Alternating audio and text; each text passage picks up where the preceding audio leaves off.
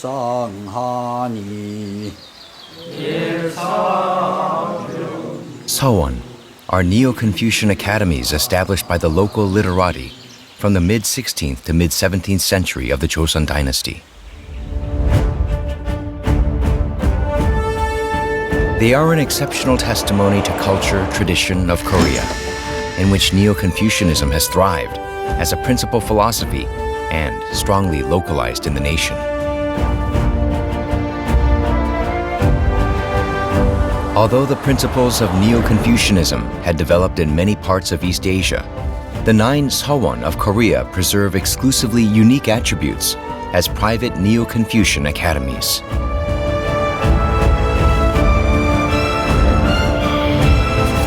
Throughout the history, there have been countless academies over the world, but the 9 Seowon exhibit one of its kind. What gave birth to their unique features? Confucianism had long been predominant in East Asia, but transformed into various branches of theories. On the other hand, the Joseon dynasty remained dedicated particularly to Neo-Confucianism as a governing philosophy and encouraged deepening of the study. Indeed, Seowon were the vehicle of constant blossoming of Neo-Confucianism. Revered teachers at Seowon were enshrined when they passed away and inspired as a figure of role model. Unlike other private academies in East Asia which observed veneration for Confucius, Seowon made their own choices to establish Neo-Confucianism genealogy and create traditions of veneration.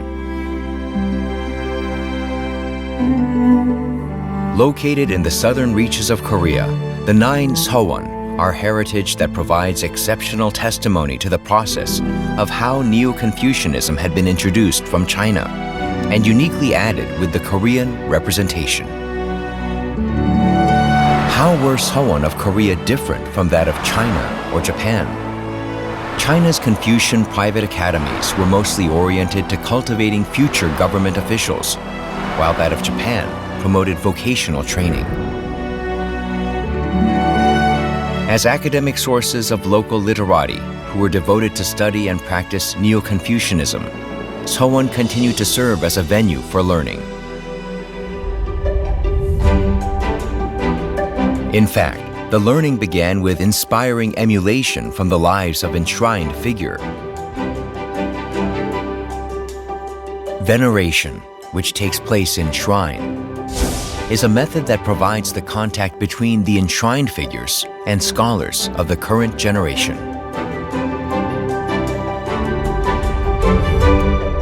Seowon had rarely been a place for preparing the national examination.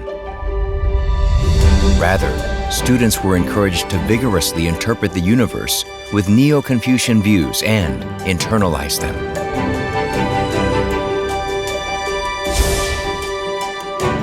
Lecture Hall was designed to promote study as well as discussion based on the established scholastic genealogy within the local community.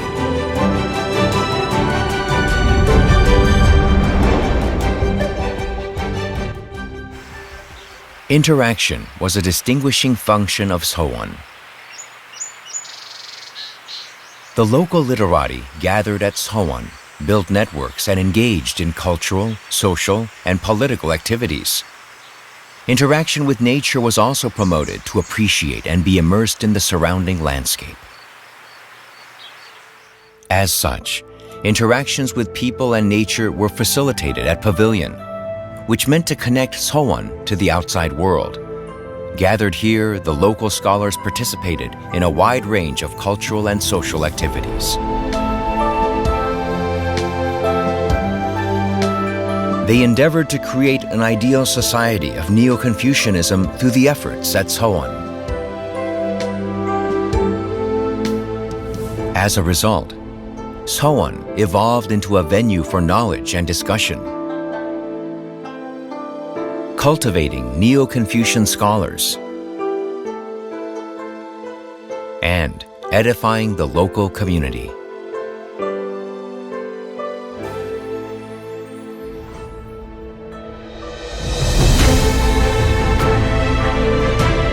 The 9 Seowon are the prime example of illustrating varied forms of activities by the local literati. While the 9 academies created types of Seowon architecture embodying the principles of Neo-Confucianism, each Seowon individually attains distinctive attributes in the setting, buildings, layout, decorative art, and landscape.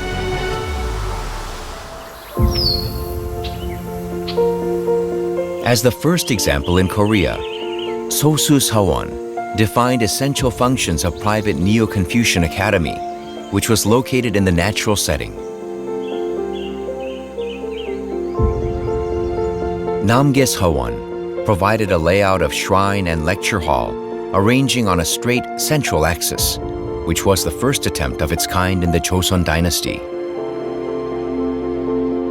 Oksan Seowon rigorously pursued the inclusion of pavilion into Seowon architecture to facilitate interaction among scholarly classes as well as with nature. Dosan Seowon, developed as a center evolved from robustly established Neo-Confucian genealogy. It not only displays examined attributes of individual buildings, but the invited surrounding landscape into architectures. Piram Seowon demonstrated building hierarchy displayed on a flat land. As the lecture hall was built to face the shrine, the level of significance was ingeniously expressed.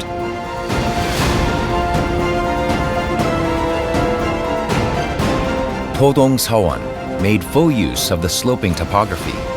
It represents a pinnacle of Seowon architecture with its sophisticated decorative art on outer walls and the lower columns of architecture.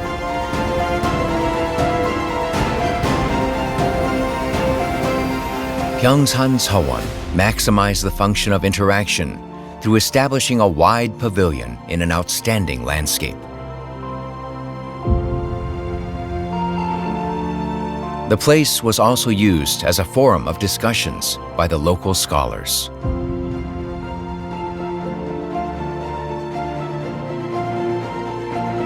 Musang Seowon offered buildings oriented and open to the outside village.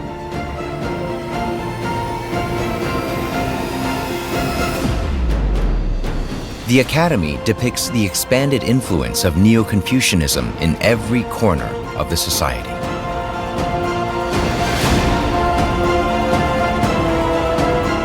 Donam Seowon expressed the principles of propriety into a tangible form of lecture hall. As enshrining one of the most prominent figures of propriety in Korea, the academy is known for its dedication to restore the order of society after a series of wars.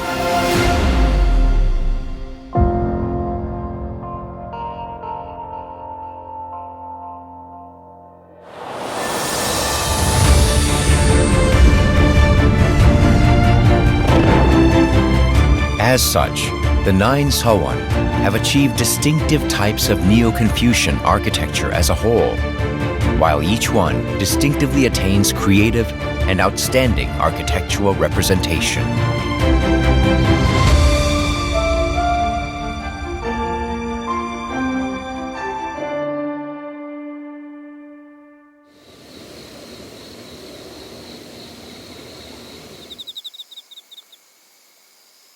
Seowon was the key to understanding the very meaning of life and fundamental relationship between human and nature during the Joseon dynasty. Today, many have lost faith in humanity and exploit nature without knowing adverse impacts. Seowon of Korea is a heritage that could give an answer to challenges we face today.